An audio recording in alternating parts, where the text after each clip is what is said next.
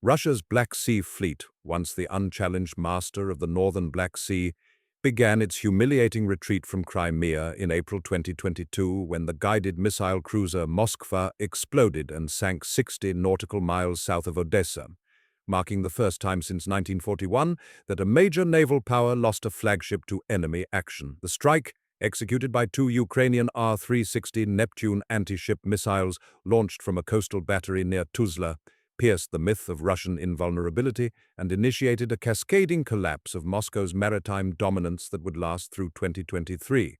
The loss of Moskva, $1.2 billion of steel, radar, and prestige, triggered a chain of Ukrainian sea drone attacks, precision strikes, and diplomatic maneuvering that forced the fleet to abandon forward bases, reopen grain corridors, and ultimately cede operational control of the western Black Sea to a nation without a single battleship. The Moskva catastrophe unfolded on the night of April 13, 2022. Ukrainian intelligence had tracked the cruiser for 48 hours using Bayraktar TB2 drones and NATO-shared satellite passes. At 1847 local time, the Neptune battery fired two missiles at 120 kilometers. Russian radar operators, complacent after weeks of unchallenged patrols, mistook the incoming tracks for decoys. The first missile struck the port side amidships, detonating 150 kilograms of high explosive against the S-300F missile magazine. Secondary explosions ripped through the hull, igniting aviation fuel for the ship's Ka-27 helicopter. Within 20 minutes, the 2,500-ton vessel listed 30 degrees. Captain Anton Kuprin ordered abandon ship at 1912. By 2003, Moskva rolled over and plunged stern first into 80 meters of water, taking 39 crewmen with her. Grainy drone footage, released by Ukraine's Ministry of Defense the next morning, showed the burning hulk illuminated by its own fires, a pyre visible from Odesa's beaches. The psychological blow reverberated through Sevastopol. Russian sailors, who had toasted the unsinkable Moskva as the fleet's pride, watched rescue helicopters return with body bags. Admiral Igor Osipov, Black Sea Fleet commander, was relieved within 48 hours. His replacement, Vice Admiral Viktor Sokolov, immediately ordered all capital ships to remain east of 30° longitude. Effectively surrendering the western Black Sea, Ukraine capitalized instantly. On April 17th, a second Neptune battery near Mykolaiv fired on the frigate Admiral Makarov, scoring a near miss that damaged its CIWS and forced a limping retreat to Novorossiysk. The message was clear: no Russian warship was safe within 200 kilometers of the Ukrainian coast. Ukraine's naval innovation came not from ships, but from unmanned surface vessels. By June 2022, the Security Service of Ukraine, SBU, had converted jet skis into explosive drones, each carrying 80 kilograms of C4 and guided by Starlink terminals. The first combat deployment occurred on July 22nd against Sevastopol's Grigorovich-class frigate Admiral Essen. Two drones slipped past harbor nets at 03:14, detonating against the waterline and flooding the engine room. Repair crews worked for 6 weeks under constant drone surveillance. The attack pattern repeated August 9th against the corvette Vasily Bykov, September 3rd against the submarine Rostov-na-Donu in dry dock. Each strike cost Ukraine less than $250,000. Each repair or loss cost Russia tens of millions. By October, Sevastopol's repair yards overflowed with damaged hulls, and satellite imagery showed 14 warships anchored in Novorossiysk, 300 kilometers from their traditional base. The fleet's retreat enabled the Black Sea Grain Initiative, signed in Istanbul on July 22, 2022. Ukraine had warned that 22 million tons of wheat and corn sat trapped in Odesa silos, threatening famine in Egypt, Somalia, and Bangladesh.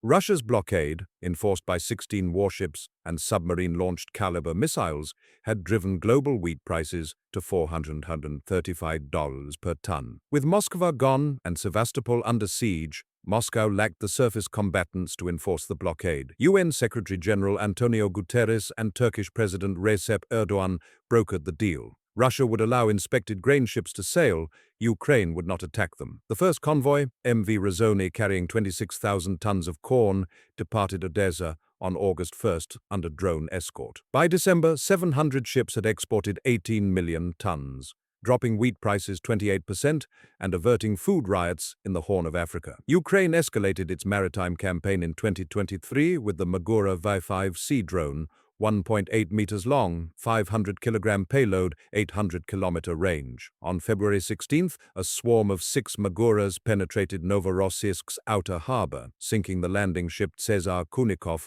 and damaging the frigate Admiral Grigorovich. The attack, executed at dawn, was live-streamed via drone relay to Telegram channels, showing explosions lighting the skyline like fireworks. Russian air defenses, designed for aircraft, proved useless against low-flying GPS-guided craft skimming the waves at 80 km/h.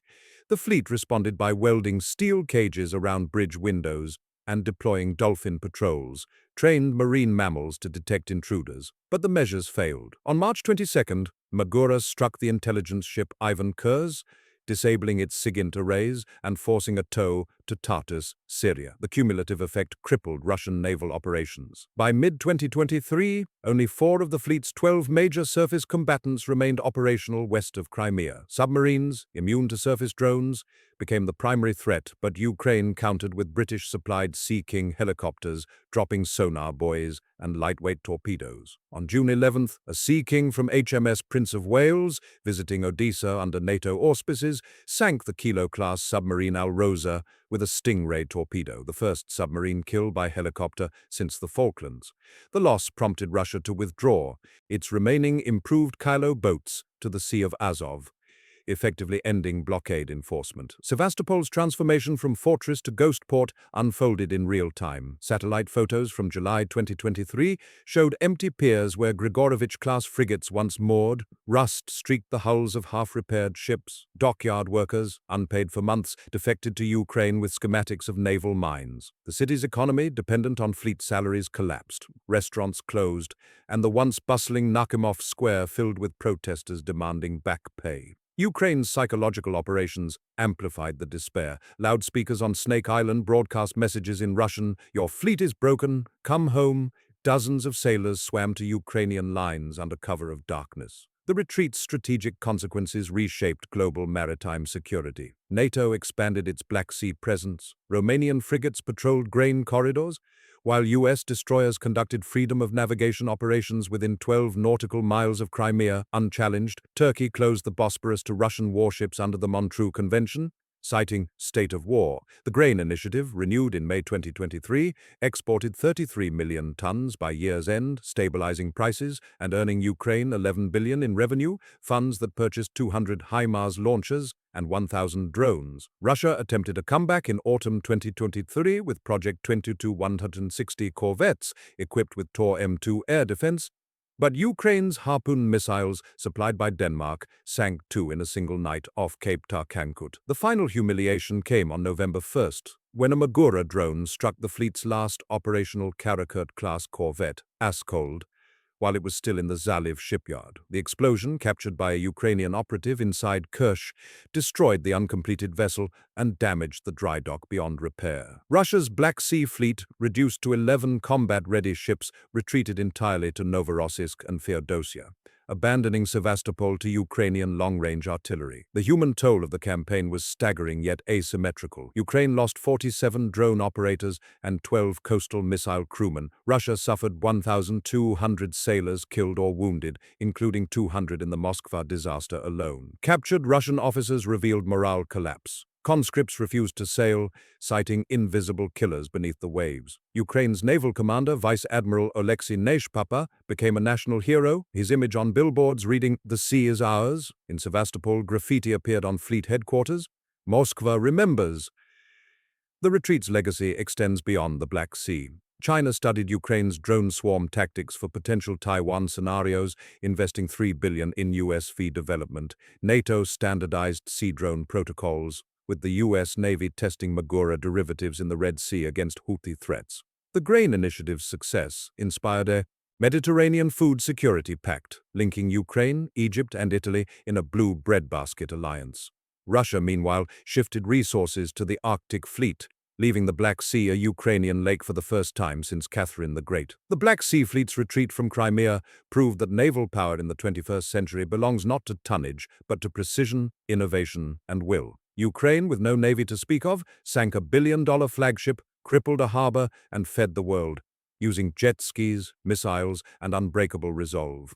The Moskva lies 80 meters down, a rusting monument to overconfidence. Above it, grain ships sail unmolested, their holds full of wheat that once fed empires. The fleet that terrorized Odesa now hides in Novorossiysk, its sailors counting drones on the horizon, wondering which shadow carries their doom.